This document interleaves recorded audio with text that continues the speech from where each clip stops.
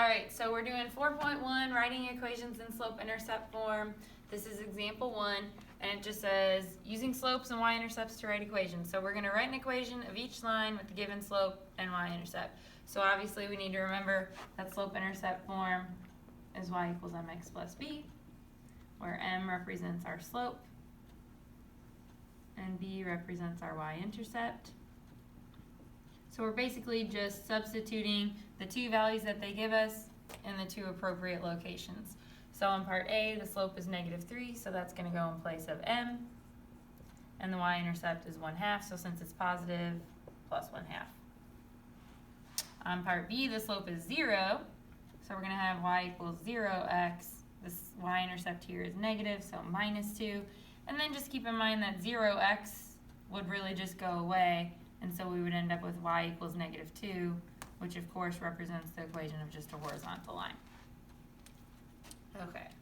I'm sorry. Oops, ignore that. I'm sorry. Alright, so this time we're going to go ahead and do the same thing, but we've got graphs this time.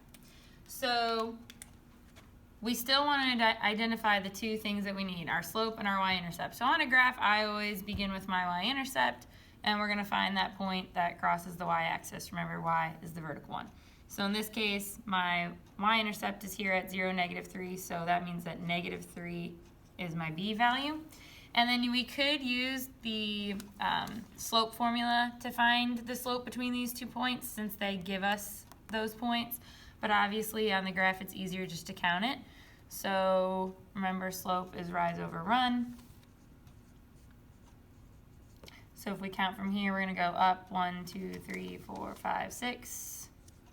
And we're going to run 1, 2, 3, 4 to the right.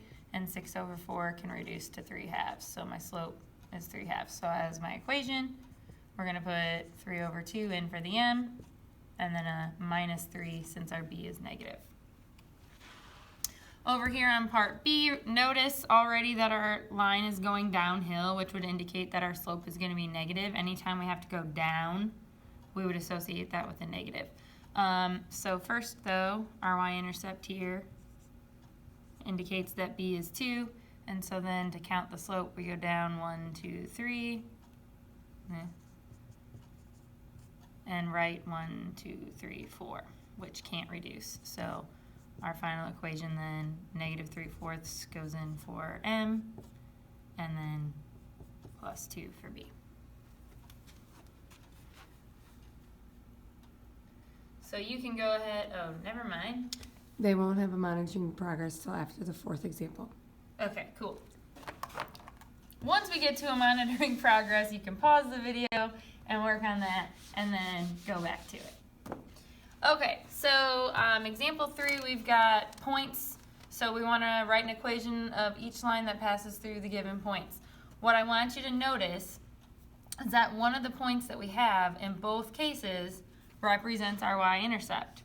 If you remember from the graphs that we were just looking at, it identified that point, and 0 is always the x value anytime we have a point that's somewhere on the y-axis.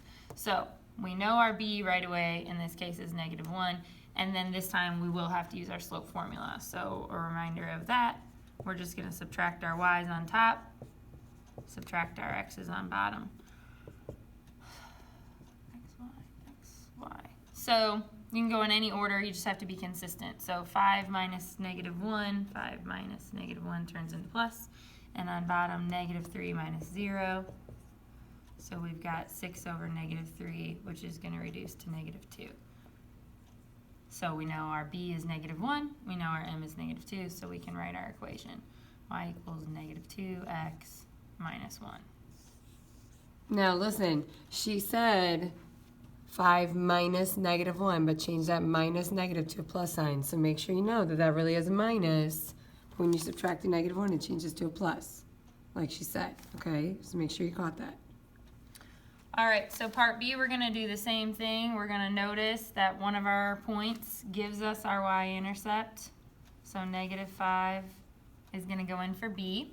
And then we've got our points x and y. So this time we'll have negative 5 minus negative 5, so it's going to turn into addition again, minus negative 5. And then on bottom, 0 minus 8. So negative 5 plus 5 is going to cancel. 0 minus 8 is negative 8, but remember that 0 divided by anything is still just 0.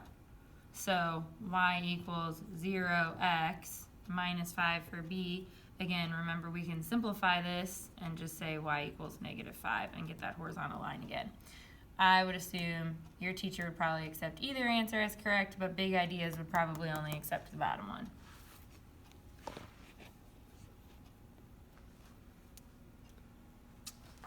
Okay, so this time, don't be scared, okay? It's got that function notation again. Oh, let me hit this so that the play button goes away.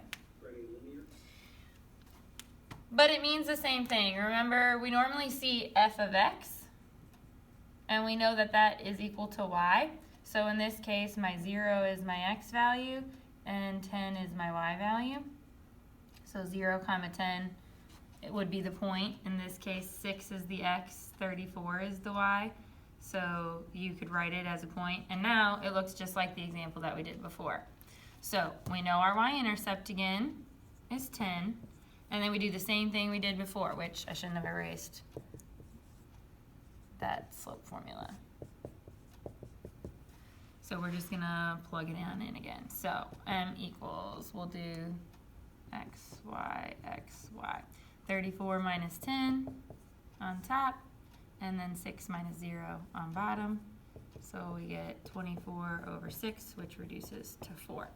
So then, since it says a linear function, it probably wants function notation. So instead of writing y equals, which I'll write that first though, m, which is for x plus b, 10, it's going to want it like this. F of x equals 4x plus 10. So all we really are doing is we're just replacing the y with function notation and calling it f of x instead. Does this turn the camera around? Can I do that? Yeah. Wow. Did this white button? What's that? Nothing. No, maybe Something you can't. Like this. We're gonna both right here. And that is lesson 4.1.